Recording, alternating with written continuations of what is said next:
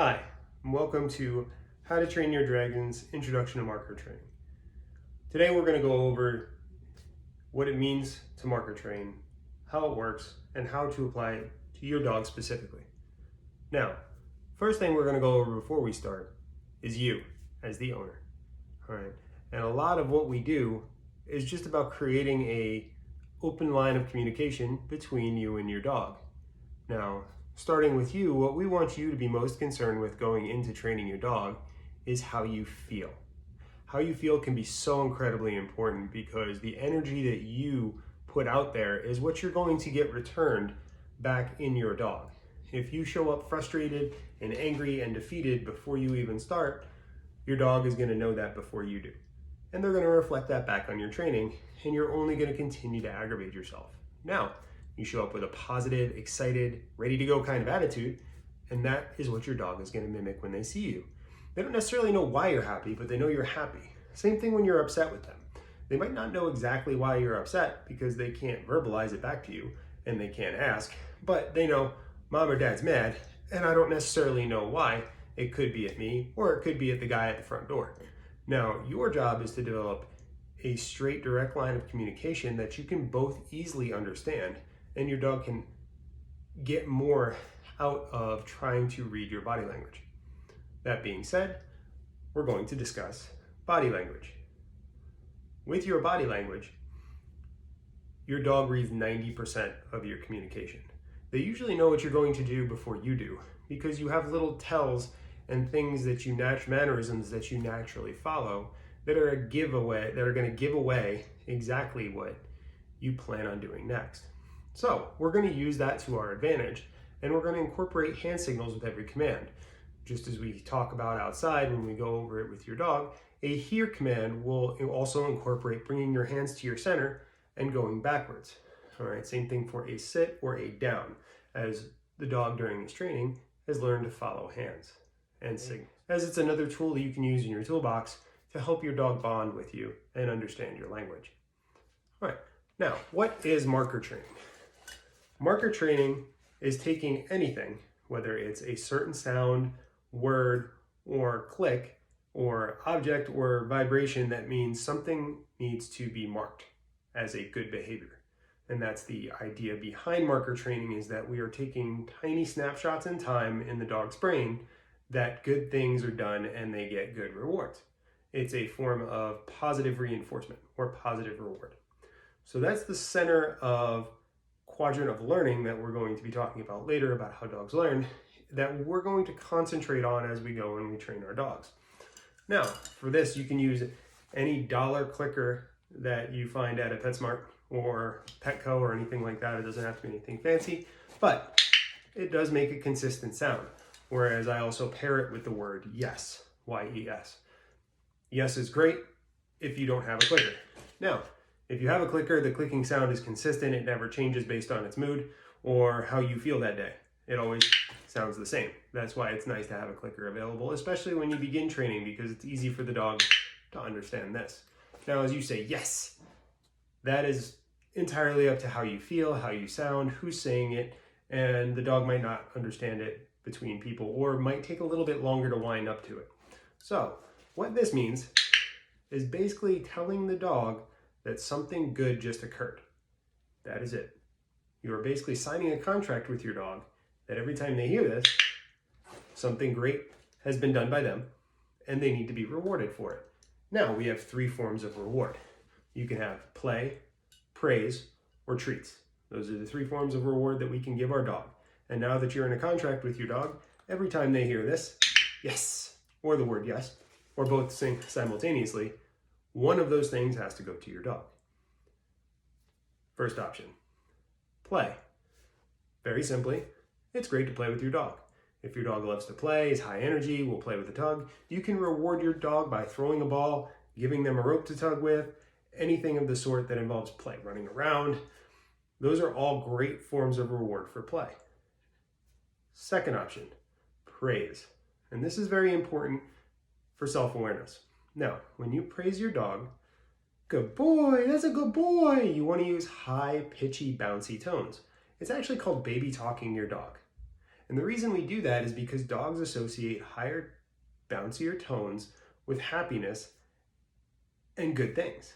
Now, if you speak in a low, grumbly tone or have a naturally baritone voice, and you come at the dog and you go, good boy, that's a good boy, you do good, he's going to instinctively feel like he's being yelled at, or that something is not as good or not as positive, because in the animal world, low grumbling sounds like growls and barks are deep and harsh.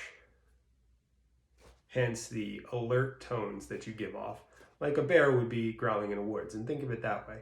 So you want to think about happy, bouncy, light, fun tones to speak to your dog in, kind of like you would a baby, hence the baby talking your dog. So when you do reward your dog with praise, it needs to be a little on the silly side. Like, good boy, that's a good boy, you did so good boy, yeah! Something like that to that effect, so that they understand that there's a distinct difference between when you are angry and when you are positive or happy.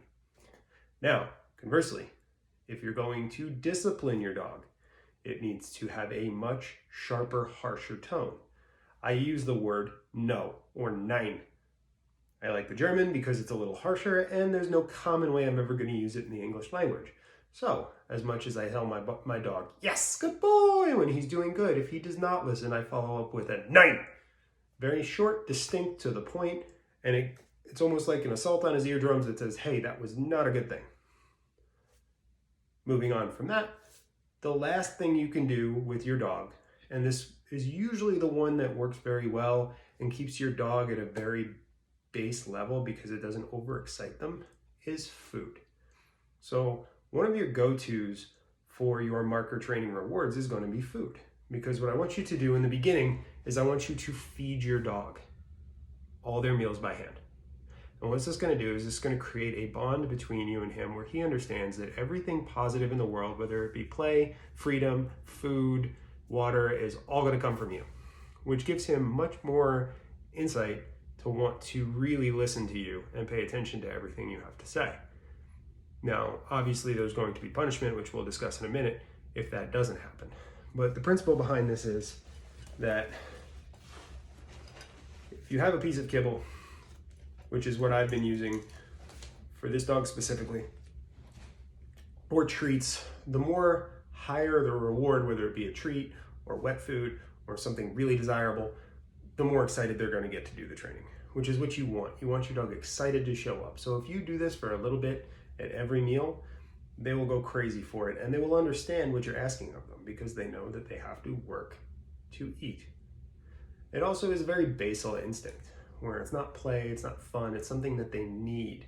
So you're creating a need for your dog, and you're creating that need from you, which is even more important because it helps them understand the hierarchy of your pack, because dogs are pack animals. And that's another drive that we can actually tap into when it comes to the punishment aspect of things. Okay, but moving forward with our praise, we're going to give our dog a command, and when they completely 100% are obedient to that command, and we have what we want out of our behavior, we click and then reward. Now that is important because you take the snapshot, then give the reward, not the other way around and not simultaneously, because we need the dog's brain time to process from the time that you said yes, and then they get the treat in return, because it has to happen in that order. If you give them the treat first and then click, you taught them that the reward is the click, or eating the food is what is the good behavior, not the actual behavior, right? And when we talk about this, when a place command means all four paws get on this spot, that is a place. Then we click and reward. Off simultaneously can be, conversely anyway, can be used for get off of something, or get off of that person if they're jumpy. So that's what you're going to say if you want your dog to get off. Right? All four paws come down on the floor, click reward. Right? For a sit, it is a full sit, not a hovering sit. So we will say sit, dog will sit, click reward. For a down, it is the opposite. Point down to the ground with your fingers, the dog goes completely down, click and reward. For the here command, you're going to use what's called an opposition reflex. As you back up, the dog is naturally drawn to you. and will come towards you as you draw your hands into your center. When they come and they have a nice front sit, you can click and reward. Okay, these are a few of the ways that you can use mannerisms to help your dog understand what you're asking along the way. And it also creates more interaction and focus between you and your dog, which is the goal at the end of the day. You want them to pay attention to you, not everything else going on over here. So, create engagement with your dog.